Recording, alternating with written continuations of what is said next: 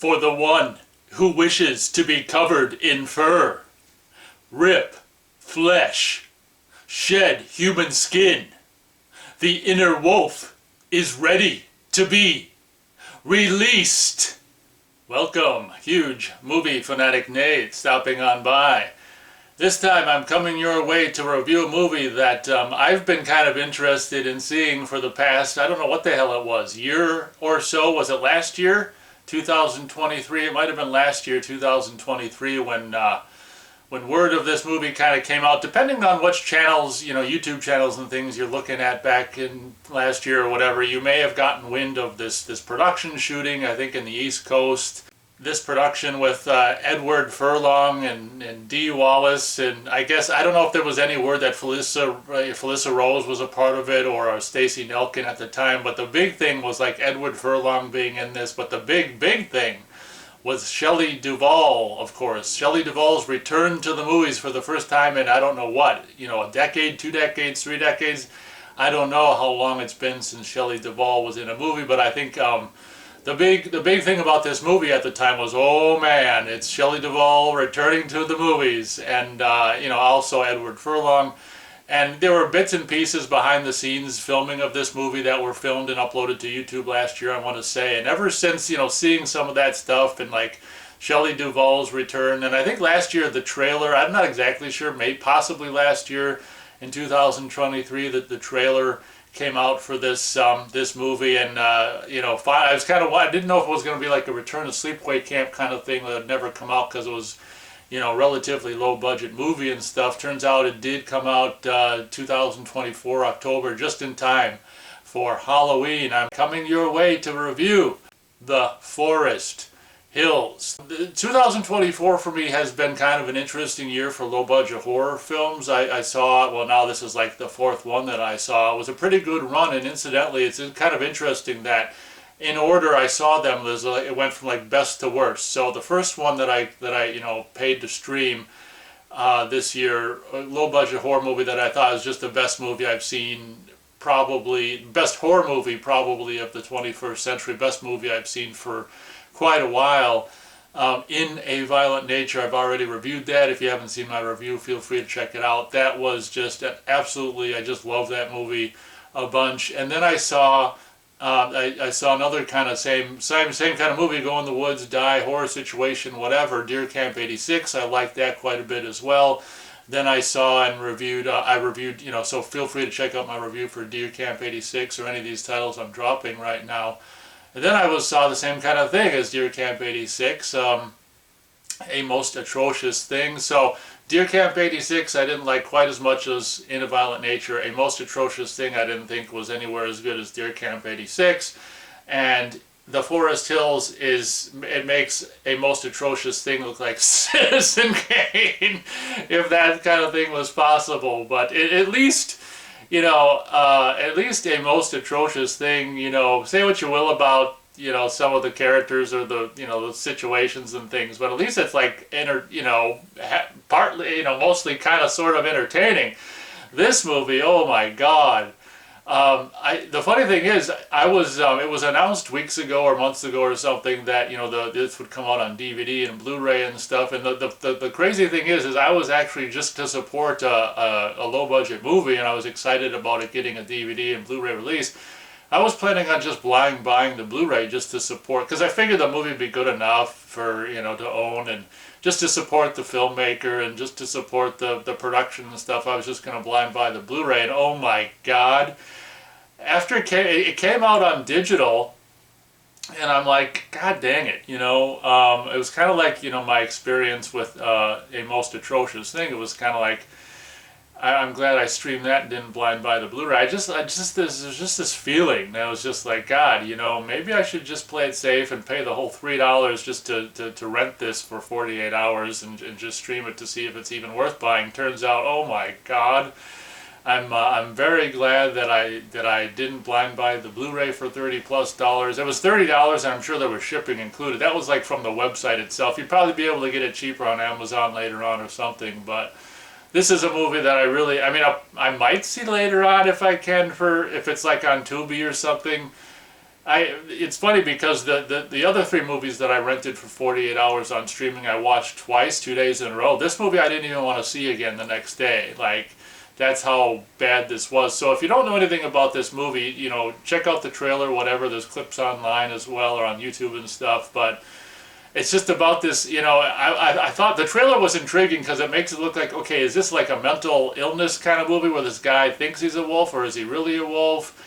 And the trailer was intriguing because it was like, which way are they going to go with this movie? Is it going to be a kind of movie where at the end of the movie you don't even necessarily know if he is a werewolf or if he's just a nutcase or whatever? But yeah, the whole movie, all I can say is this movie is about this Rico character played by, is it Chico playing Rico? I can't even remember. I think it is Chico. You know, the actor Chico playing Rico. Why not just have him play himself, Chico, whatever? But one thing I will say is, you know, I mean, I guess the guy for being this, you know, like mentally ill kind of a character throughout the whole whopping, what is it, like 70 or 80 minutes with, you know, closing and opening credits or whatever, it's a whopping 70 or 80 minutes long. Like the guy, you know, the main guy, Chico or Rico, whatever, I mean, I guess he did an okay job at being this nutcase, but I mean, it's kind of like, it reminded me of Return to Sleepaway Camp. Like, do we want to spend a whole 80 minutes just dealing with, you know, just watching this nut job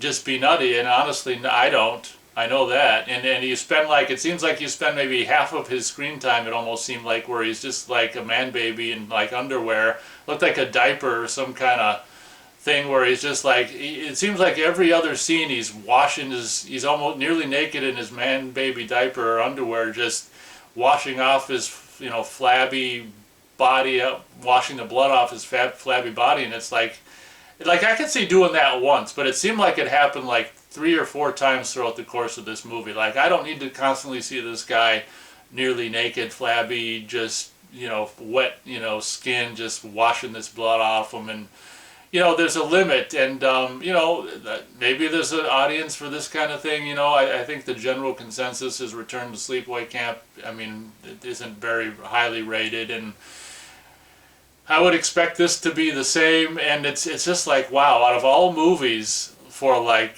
Shelley Duvall to you know, and then before the movie even came out, the year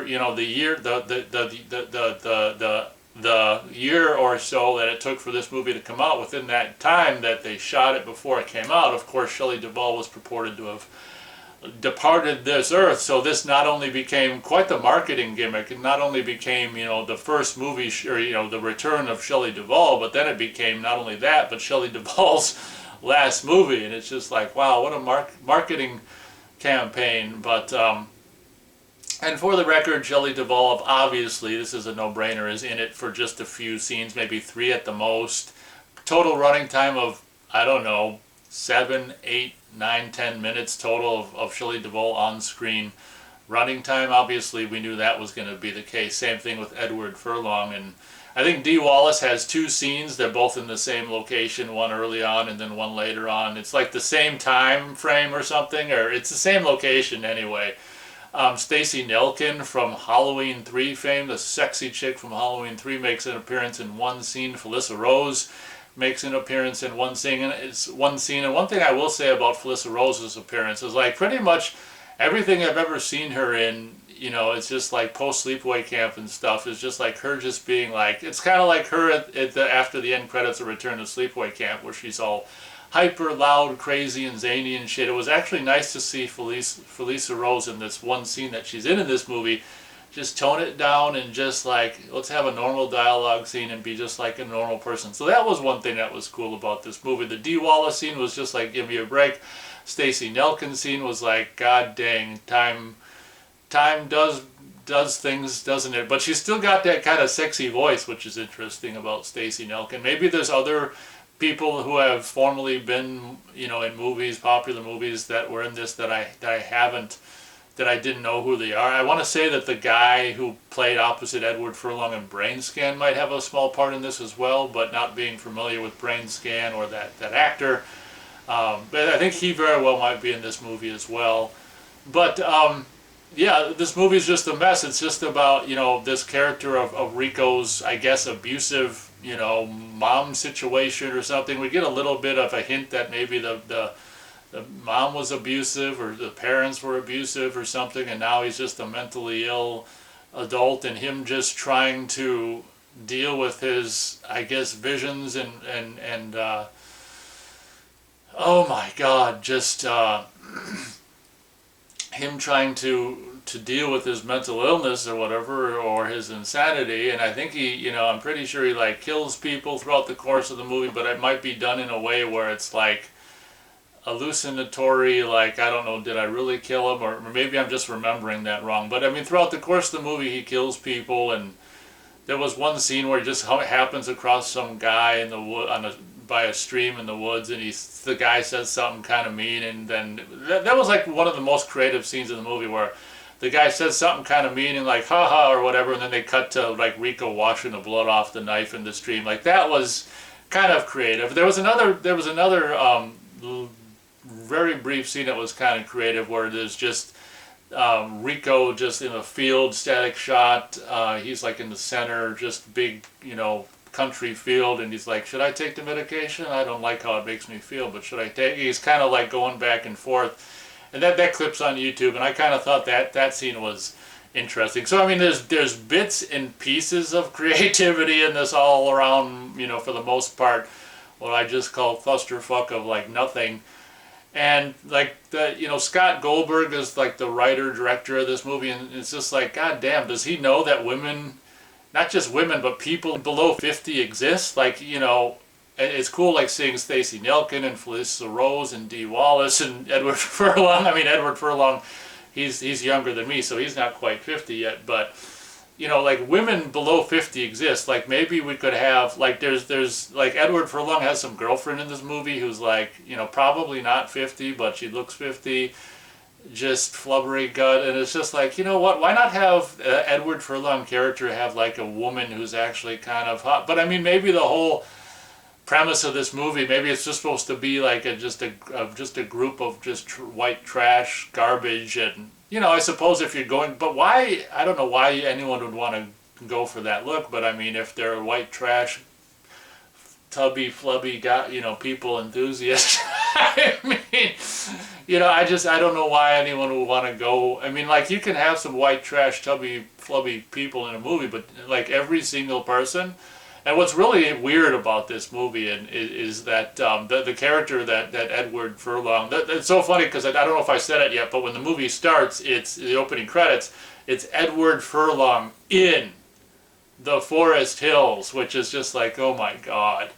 It makes it sound like he's the star, which of course he's not the star. His running time might be not much more than Shelley Duvall's. Maybe his complete total running time in this, or screen time in this movie, is maybe a little more than Shelley Duvall's. His might be as high as 10, 11, 12, 13 minutes total screen time. That seems high now that I'm thinking about it. But at least Edward Furlong makes it I think he's got like at least 3, maybe 4 separate scenes or something, and it is interesting seeing Edward Furlong, in a I guess in a quote unquote movie again, trying to be. But what I was gonna say before is I told you that this movie is kind of like permeated with just white trash. I mean, I guess you can't. I don't know if I don't think Rico's necessarily white trash, because I don't know how white he is, but trash. I mean, this movie's basically permeated with characters that are trash. I'm not saying the actors are trash, well, except for maybe Edward Furlong, but the characters in this movie are all more or less kind of trash. And it's funny because I don't think Edward Furlong is going to watch this, and if he does, I'm just kidding. But it's interesting how, in a way, like, Edward Furlong might have been perfect for that part that he was in. I won't say anymore, but it's one thing I will say is it's just so crazy that Edward Furlong's first movie was just one of the most popular movies ever made, and it must just be such a goddamn bummer to start at the top at the age of like I think he was 13 when they were filming that, or 12, or probably 13 or something. And then, that was just like, you start at the top and it's just downhill from there. And that must be really, really, really difficult to deal with. Like, the best thing you ever did was when you were 13 years old. Not to say that, Detroit Rock City and, a lot of people like American History X, and I actually like Pet Sematary too. and Brain Scan. Not to say that those things were worthless, those are entertaining for what they are, but I mean, to start at Terminator 2 and then just slowly make your way down until like over 30 years later, you're just, you're doing fucking The Forest Hills. And, the saving grace about this movie is, I will admit, seeing Shelley Duvall, it was interesting. And when I was watching the few bits and pieces of the movie with Shelley Duvall in it, it just made me wish, like, God damn it, I wish she could have been doing movies this whole time. It's just a bummer she like had that whatever she had frickin' mental situation or whatever the last decades of her life, and she was not doing much and stuff. But it was interesting that it was just unbelievable, and that's probably the coolest thing about this movie, that they got. I don't know how the hell, kudos to the production or the people behind the movie. I don't know how the hell they happen to get, or even think of Shelley Duvall and happen to get Shelley Duvall.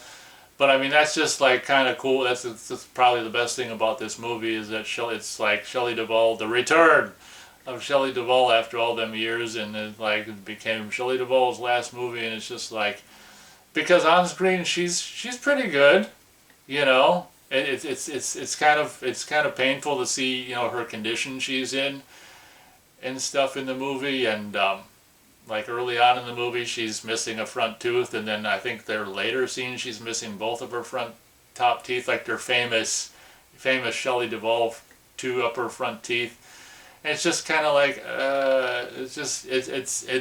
it's sad to see. Like, too bad I don't know when she lost that first tooth, but it would have been nice to be able to film this movie while she still had both her the teeth that we can see or whatever. But life is life or whatever. But makes you wonder what the hell happened to those teeth or whatever. But because those two front top teeth were pretty kind of just like classic Shelley Duvall teeth or whatever. One of the many things that I wasn't crazy about this movie is just like with was it what the hell year was it? Last year? I think it was last year that the Oppenheimer movie came out, and I saw it early this year or whatever for free on streaming or whatever, and I was just like, I couldn't believe that you've got this 3-hour movie that's got like more or less every single minute is just got music playing over the whole goddamn thing. It's like a 3-hour montage with music over it. Like, I want to say that the majority of this movie as well has just music in the background. Like, it's just like, to me that's a sign, like, you can never do that in a way that doesn't come across like you're covering up the weakness of a movie. Like, if you've got music over the majority of your movie, to me you're like, you realize that the movie is weak and you're trying to make it better by just putting music over it. And that's just the same thing with this movie. It's just like, oh my God, can we have a moment where there's just like a dialogue scene where there's no music? Like why do we feel like we need to have music over so much of the movie? Because the more of the total movie that there's music over, the less that it has any kind of significance. You got to try to use that stuff sparingly, in my opinion.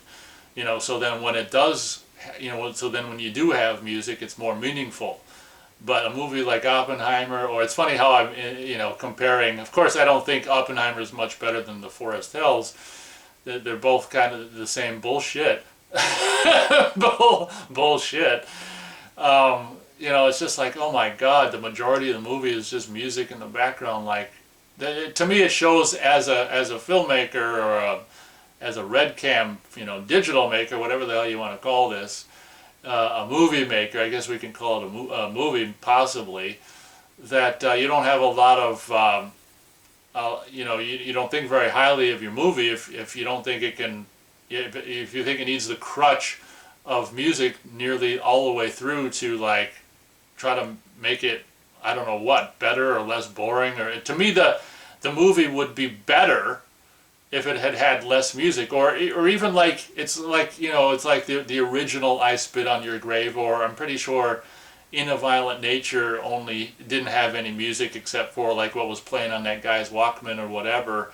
And it's just like, to me, if a movie, like if this movie had no music, I probably would have liked it a lot more, even though what happens on screen is going to be the same bullshittery nothingness. Like, it would have been stylistically like, oh wow, it's kind of cool that they chose to do no music, or maybe I would have joked like, oh, he couldn't afford music or whatever the hell I would have said. But I think this movie would have been, you know, maybe not a whole hell of a lot better, but better without music. Certainly less music. It's just like, oh my God. So anyway, I'm beating a dead horse, but from my recollection of seeing it only once, I'm pretty sure it like just had almost non-stop music, and oh man, talk about a crutch. What's crazy about this movie is based on the trailer and the clips and stuff, you know, I would have thought that, well, if nothing else, I'm at least going to appreciate it or enjoy it for its, you know, country, woods, you know, nature, scenery and stuff. And it's like, God, somehow, and it's the same thing kind of like with Return to Sleepaway Camp, is it's like somehow the stuff going on screen is so mediocre that it actually ruins, and I think a lot of it is just how it's shot. I think it's a lot of handheld stuff and stuff. And it's just like, even though it's like most of it is like filmed or 4K, not 4K, red cammed in the beautiful nature woods environments and scenery and stuff. It's like because of what's like in the foreground happening on screen, what the focus is of the movie is this Rico character just washing off his man baby body in the stream.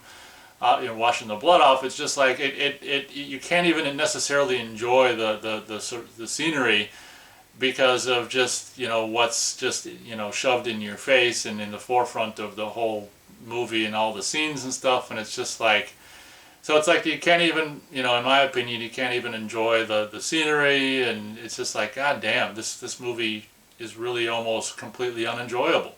I'm not sure. It's possible this was like crowdfunded. I hope this movie wasn't crowdfunded. Imagine, it's just, watching the end credits, I just couldn't believe how many people were involved in making this movie. And like, are those people proud? Like after if they've seen it, are they proud of what they were a part of? Like, to me, like there's like, unless you like just watching a guy for 70 minutes just go nuts or be nuts or whatever. I mean, I suppose there's people out there that like that kind of stuff and have fun with it or whatever. But I'm just thinking, like, I don't know if this, was crowdfunded or not, but like if it was, god damn, talk about, I don't know. I guess I shouldn't even really necessarily brought up a lot of this. The whole reason I brought up crowdfunding is just because a lot of stuff is doing that these days and stuff, and I didn't know if this was crowdfunded. Regardless, someone had to put up money for this, and it's just like, God, do they really think when they watch the final product that they got their money's worth? It's just like, I would be so, well, first of all, I wouldn't put up any money anyway for anyone else's movie, but it's just like, I have a hard time believing that the people involved in this movie can watch the final product and go, wow, that turned out great, because I just think there's basically nothing going on here. So I was teeter-tottering between my rating, and honestly I think I'm going to stick to just my rating. And this is a rating that is very, very, very, very, very rare for me. But I can't go any higher than 0 out of 4 stars for The Forest Hills. Part of me was teeter-tottering on, well, Shelley Duvall, can I give it a 1/4 of a star for Shelley Duvall? And it's like, nah, it doesn't. I mean, I can say, after I say 0 out of 4 stars, I can say it's really cool, and I already said it, that they got Shelley Duvall and Edward Furlong and Dee Wallace and whatever the hell her name is from Sleepaway Camp, and Stacey Nelkin, and it's cool. I mean, it's like cool that they're in it or whatever, and maybe Edward Furlong's buddy from Brain Scan or whatever. But I mean, at the end of the day, it's like, it's not about the people who are in it. You have to, the movie is the movie first and foremost, and you could have all the stars in the world in this, and it ain't gonna make it better. So I'm just, to me, I'm absolutely bewildered that anyone that was involved in this movie could think that they made anything worth anything at the end of the day, and just all the time and money. I can't even imagine the money that went into doing this, and possible. I don't know if this has got like a 5.1 sound mix, and I mean, we know it's filmed on Redcam and who knows what, 4, 8, 6, 8K, who knows. I mean, money went into this, and like I say, I don't know if it was crowdfunded, I don't know if it was other people's money or whose money, but it's just like, God damn it, all for what? And I guess, just because I don't like this kind of, 70 minutes of guy going crazy, man baby, washing himself in the stream, doesn't mean other people don't like it. So I'm not saying like if you happen to like it, or if Scott Goldberg and company are proud of it, I'm not taking that away. I'm not saying they shouldn't be. I just can't believe that anyone would be. But that's just my take on it. If you enjoy it, I'm glad. I wanted to like it. I was kind of curious and excited about it for whatever, a year or a little over a year or however long it's been or whatever. But yeah, I guess that'll pretty much do it for my review. Can't recommend this movie at all. I'll probably give it a rewatch, like if it ends up on Tubi. I can't imagine. I don't know. I can't imagine people. Once word gets around, I can't imagine people are going to pay for it for very long. I kind of wish I would have watched it again the next day, but I was just like so like disappointed. And it is more or less like, and that's another thing in closing, like, written and directed by Scott Goldberg. Like, it's hard to believe that anything was ever put on paper. It just seems like they got the camera and the people together, and it's just like, okay, say whatever you want. Anyway, I'm probably been bitching about this way too long. I guess that pretty much does it for my review. If you happen to watch this thing all the way through, thank you very much for doing so. Hope you enjoyed the review. And as always, we'll catch you on the next video.